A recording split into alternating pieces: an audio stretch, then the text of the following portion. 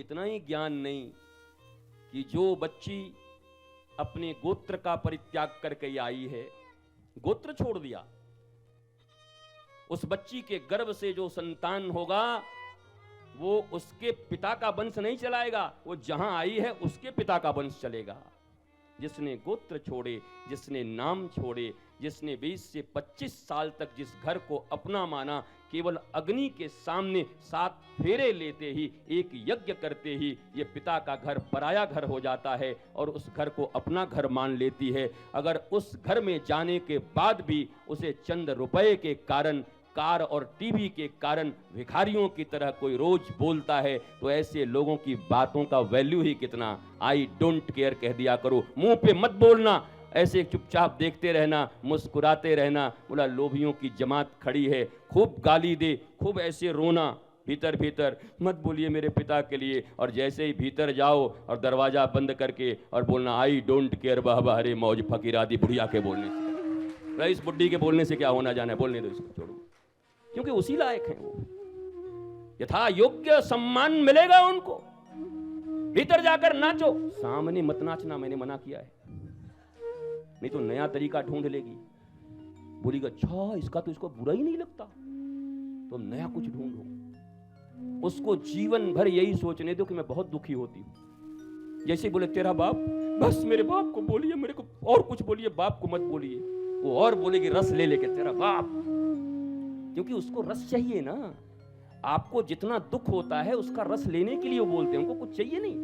उनको पता है आपके हृदय को पीड़ा देना चाहते हैं, आप दिखा दो कि मैं पीड़ा में हूं, पर भीतर जा करके दरवाजा बंद करके वाह वाह रे बुढ़िया, मौज करो, मौज करो ना, आनंदित रहो। यही परम ज्ञान है। तुम मरे जा रहे हो, रोए जा रहे हो, शुगर बढ़ाए जा रहे हो, रोज अपना आंख ऐसे ऐसे कर रहे हो, बेचारा पति भी परेशान है, माँ की तरफ जाऊं किसकी तरफ जाऊं, उसको भी फ्री कर दो थोड़ा, चिंता मत करो मेरी तरफ से, मैं ठीक हूं। वो जितना बोलते हैं बोलने दो, मेरा पति तो तुम्हारा प्रणाम कर लेगा तुमको कि वाह ऐसी पत्नी। हमको तो लोगों ने बताया था कि आधी जिंदगी निकल जाएगी बैलेंस करने में, ये तो ऑलरेडी बैलेंस आई है। खुश हो जाएगा, प्रसन्न हो जाएगा। और तुम्हारा काम भी है, अगर अर्धांगिनी बन के आई हो तो अपने पति परमेश्वर कितने प्रसन्न रहे तुम्हारे एक्टिविटीज से। अरे छोटी मोटी बातें, साधारण बातें, साधारण अपमान, इसको तो तुम ऐसी झेल जाओगी। अरे इस दुनिया में मानवता को जिसने अपने गर्भ से जन्म दिया हो वो मां कुछ भी झेल जाएगी, कोई भी अपमान पचा जाएगी, वो भी महादेव ही है, मैया महादेव ही है। जितना अपमान मां पचाती है उतना कोई नहीं बचा सकता दुनिया में, एक मां है। तुम अपना अपना बचपन याद करो, पिता का भी डांट सुनती है और तुम्हारे भी पूर्ति करती रहती है। मम्मी हमको इतना चाहिए, अरे वो अब पिताजी आवारा बन गया है, अगर इसको 1 रुपया दी तो ठीक नहीं होगा, उधर से भी डांट सुनती है, इधर तुमको भी देती है, इसी को माँ कहते हैं। माँ शब्द यही है, माँ से बड़ा कोई शब्द है नहीं। इसलिए तो जब सारे देवता भी हार जाते हैं कहीं पर, ऐसे ऐसे रक्त बीज और ऐसे ऐसे महिषासुर लोग आते हैं, तो उनके लिए भी माँ को ही आना पड़ता है। इसका काम चलेगा नहीं ऐसे। दया की, करुणा की प्रतिमूर्ति है, पर एक्सट्रीम पर अगर वो चली जाएं तो दानवों का विनाश करने के लिए भी मां शक्ति की जरूरत पड़ती है। हम भारत की वो माताएं हैं, हम वो शक्तियां हैं। गोपियों की तरह लिंग भेद से ऊपर उठकर श्री कृष्ण के प्रति प्रेम। हनुमान जी महाराज को जब ये पता चला कि अब हमको कोई सेवा नहीं मिलेगी, क्योंकि पहले से आदत थी इनकी, जब मिले थे तब राम जी अकेले थे। हनुमान जी और राम जी का मिलन हुआ तो कपल थे, हाँ कपल थे, राम और लक्ष्मण थे, दोनों साथ थे, तो दिन रात सेवा करते थे, रात को भी सेवा करते, दिन में भी। जब जानकी जी को वहां से ले आए, अयोध्या आए, तो मामला बिगड़ गया। अब हनुमान जी बाल ब्रह्मचारी, और संध्या को, रात्रि को, जब माता सीता, भगवान राम और बाकी सब सखी सहेलियां जो थी, सखियां, अष्ट सखियां जानकी की भी हैं, वो भीतर रहती, हनुमान जी भीतर बाहर पूंछ पटकते रहते, यही हमको मिला, हम सेवा तक नहीं कर पा रहे हैं, क्योंकि वो राम से अलग रह नहीं सकते, जानकी की सेवा करना चाहते हैं। बड़ा दुख होता, दुबले होते गए। एक दिन जानकी जी ने पूछा कि हनुमान जी जंगल में तो ऐसे थे, कनक भूधरा खार शरीरा, अयोध्या में कुछ कमी पड़ रही है क्या, बादाम का हलवा खिलाऊं? ओ वह महाराज रो पड़े हनुमान जी, अरे मैया हमें बादाम का हलवा और फल से तो कोई, हमको तो 2 ही बार जीवन में भूख लगा। कब?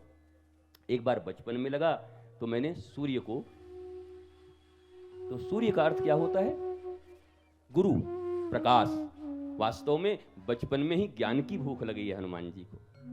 देखो वेदांत की दृष्टि से हर कथा को समझो, केवल एक दृष्टि से नहीं समझते।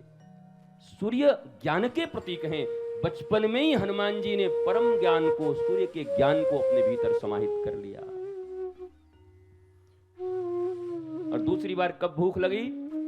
जब जानकी जी के यहां गए, अशोक वाटिका में सब मामला बन गया, तब क्या बोले? मां मैं अतिशय भूखा हूं। 2 ही बार भूख है, एक बार तो सूर्य ही निकल गए और दूसरी बार तो फिर पूरा अशोक वाटिका। इनका भूख भी खतरनाक है। और हम लोग ऐसे हैं जो 2-2 किलो लड्डू दे के मना रहे हैं, इनको बताओ। महाराज छोटे थे तब सूरज निकल गए और बड़े हुए तो पूरा अशोक वाटिका उजाड़ दिया खा पी के। अब हम लेके जाते हैं 1.25 किलो लड्डू है, अगर 1.25 करोड़ की लॉटरी निकल गई तो 1.25 किलो और चढ़ाएंगे। हनुमान जी भी चार्टर्ड अकाउंटेंट रखे हुए, वो तो खुद ही है ज्ञानी नाम अग्रगण्यम सकल गुण निधानम, उनसे ज्यादा बुद्धिमताम वरिष्ठम, बुद्धिमानों में सबसे वरिष्ठ हैं। हमारा हिसाब किताब क्या है? हनुमान जी ये काम हो जाए तो 5 किलो लड्डू चढ़ाऊंगा। अच्छा घूस भी प्रॉमिसिंग, प्रॉमिस कर रहे देंगे, बताओ। यहां तो साधारण क्लर्कों के पास जा रहे हैं तो जूता घिस जा रहा है, एडवांस दे के भी काम नहीं हो रहा है, मरे जा रहे हैं। और हनुमान जी को कह रहे काम करा दो तो 5 किलो लड्डू चढ़ा दूंगा। कितने का डिमांड है? बस ये जो सड़क का काम है 100 करोड़ का, ये हमारा हो जाए बस। हनुमान जी कितने चार्टर्ड अकाउंटेंट रखे हुए, बोले जरा निकाल तो हिसाब, ये कहां कहां कितना परसेंट बांटते रहता है, मुझे कितना परसेंट दे रहा? बोले 5 किलो लड्डू दे रहा। अरे बोला मैं ज्ञानी नाम अग्रगण्यम हूं, सकल गुण निधानम हूं, मुझे ठगने आ गया। बताओ हनुमान जी को भी तुम घूस की तरह देने जाते। हे हनुमान जी अगर ये हो गया तो हम लड्डू चढ़ाएंगे। भैया लड्डू क्यों बोलते हो? क्यों नहीं कभी खड़ा हो करके कह देते कि हे हनुमान जी हमारा कुछ हो न हो पर अपना दिल मैंने आपके चरणों में चढ़ा दिया, मेरा हृदय आपके चरणों में, क्यों नहीं कह देते?